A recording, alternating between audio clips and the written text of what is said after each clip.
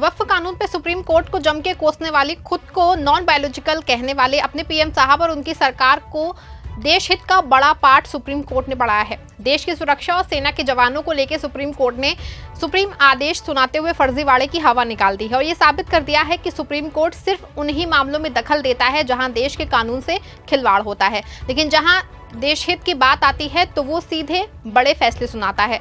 बता दें आपको कि एक और जहां सुप्रीम कोर्ट का पहलगाम आतंकी हमले की न्यायिक जांच को लेकर बड़ा फैसला आया है, दूसरी ओर सुप्रीम कोर्ट के कटघरे में खड़ा करके मोदी सरकार को भी सिट्टी पिट्टी उसके गुम है। सुप्रीम कोर्ट ने पहलगाम आतंकी हमले की न्यायिक जांच पे कौन सा बड़ा फैसला सुनाया है और पूरे फैसले में मोदी सरकार के लिए क्या, कैसे मोदी सरकार के होश उड़ गए हैं, ये सब कुछ मैं आपको अपनी रिपोर्ट में बताऊंगी। साथ ही इस पर भी चर्चा करेंगे कि मोदी सरकार कैसे सुप्रीम कोर्ट से बीते दिनों दो हाथ करने के मूड में दिखाई दी है। नमस्कार, आप देख रहे हैं 4 PM और मैं हूं आपके साथ सिमरन।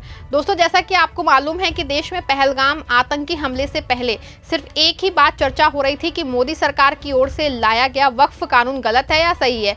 आपको बता दें कि जैसे मोदी सरकार ने सदन में वक्फ बिल को पास करके राष्ट्रपति के हस्ताक्षर से कानून बनाया, वैसे ही वक्फ कानून सुप्रीम कोर्ट पहुंच गया और एक दो नहीं, वक्फ कानून के विरोध में 70 से ज्यादा याचिकाएं सुप्रीम कोर्ट में दाखिल की गई हैं।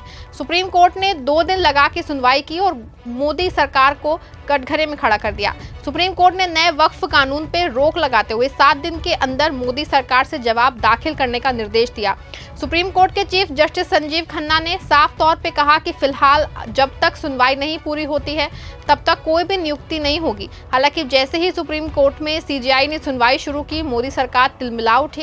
संवैधानिक पद पे बैठे उपराष्ट्रपति जगदीप धनखड़ का सुप्रीम कोर्ट के खिलाफ बड़ा बयान सामने आए हैं। जगदीप धनखड़ ने सुप्रीम कोर्ट पे सुपर संसद बनने का आरोप लगाया।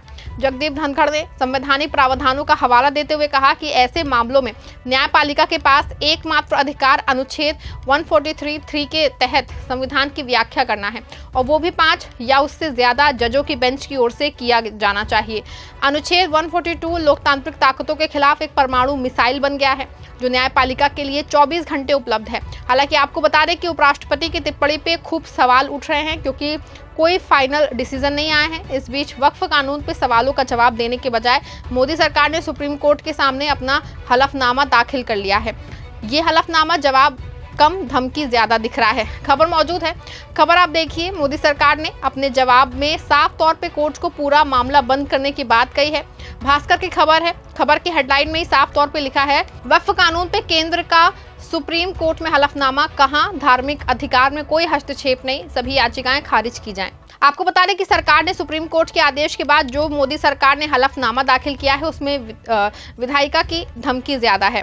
मोदी सरकार ने सुप्रीम कोर्ट में अपने हलफनामे में लिखा है, अफवाहें फैलाई जा रही हैं कि संशोधन से धार्मिक स्वतंत्रता के मौलिक अधिकारों को छीन लिया जाएगा। आप इस बिंदु पर विचार कर सकते हैं। सुप्रीम कोर्ट किसी कानून की विधायी क्षमता और मौलिक अधिकारों के उल्लंघन के आधार पर समीक्षा कर सकता है। इस संशोधन कानून से किसी भी व्यक्ति के वक्फ बनाने के धार्मिक अधिकार में कोई हस्तक्षेप नहीं होता। केवल प्रबंधन और पारदर्शिता सुनिश्चित करने के लिए इस कानून में बदलाव किया गया है।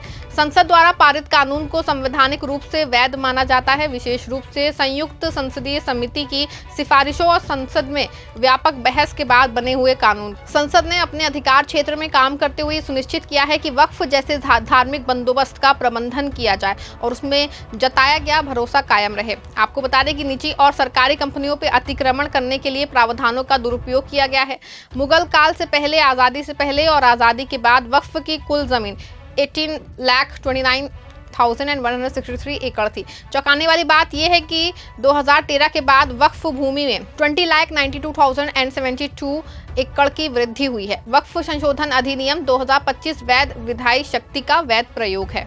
देखा आपने, सरकार की ओर से जो हलफनामा दायर किया गया है उसमें साफ तौर पे विधायी की बातों को जो है उसमें सर्वोच्च बताया गया है और याचिकाएं खारिज करने की बात कही गई है। हालांकि अब इस पे सुप्रीम कोर्ट क्या फैसला लेती है ये तो 5 मई को सुनवाई के बाद ही पता चल पाएगा। लेकिन उपराष्ट्रपति के बयान और वक्फ कानून पे मोदी सरकार की दलील से ये पूरी तरह से साफ है कि मोदी सरकार सुप्रीम कोर्ट को बेमतलब कोसने में लगी है। जबकि ये साफ है कि सुप्रीम कोर्ट के पास पूरा अधिकार है कि वो संविधान की मूल भावना से खिलवाड़ होने को पूरी तरह से रोके। हालांकि इस बीच देश में हुआ बहुत दर्दनाक पहलगाम हादसा, इस हादसे ने सब कुछ कुछ पीछे छोड़ दिया। पूरे देश रोया, पूरे देश ने बेकसूर लोगों की मौत पे मातम किया और मोदी सरकार से उम्मीद लगाए बैठे रहे कि शायद अब मोदी सरकार आतंकियों और धूर्त पाकिस्तान को सबक सिखाए, लेकिन अभी तक ऐसा कुछ नहीं हुआ है। सिर्फ बयानबाजी और हवाबाजी का खेल चल रहा है। एक और जहां मारे गए परिवारों की ओर से सवाल उठने लगे हैं, वहीं दूसरी ओर पहलगाम आतंकी हमले का पूरा मामला जो है सुप्रीम कोर्ट पहुंचा है और सुप्रीम कोर्ट ने पूरे मामले की सुनवाई की है। सुप्रीम कोर्ट ने पूरे मामले पे ऐतिहासिक फैसला सुनाया है। ये फैसला ना सिर्फ मोदी सरकार के लिए एक सबक है, बल्कि एक ऐसी नजीर भी है कि कानून का गहरी, यानी कि सुप्रीम कोर्ट देश हित को कहां तक सोचता है। दरअसल सुप्रीम कोर्ट ने जो याचिका दायर की हुई थी उसमें पहलगाम हमले की न्यायिक जांच की मांग की गई थी, लेकिन सुप्रीम कोर्ट ने इस पूरे मामले को सिरे से खारिज कर दिया और ना सिर्फ याचिकाकर्ता को फटकार लगाई बल्कि तुरंत रिट वापस लेने को आदेश दिया।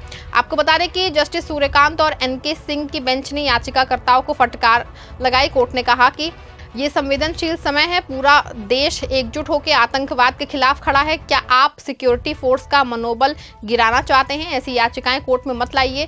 ऐसी जनहित याचिकाएं दायर करने से पहले जिम्मेदारी से काम ले।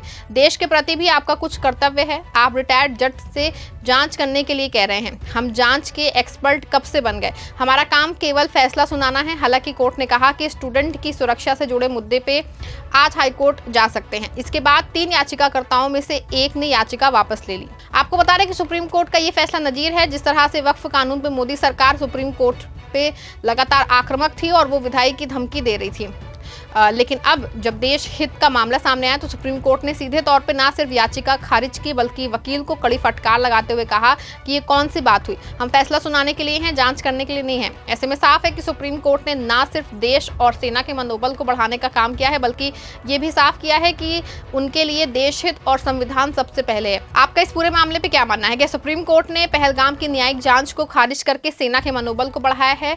क्या ये मोदी सरकार के लिए एक सबक नहीं है, जो बार बार सुप्रीम कोर्ट को विधायी की धमकी दे रहे थे कि सुप्रीम कोर्ट अपने हद में रहे? अपनी राय कमेंट से बताइएगा। इस खबर को लाइक शेयर करिएगा।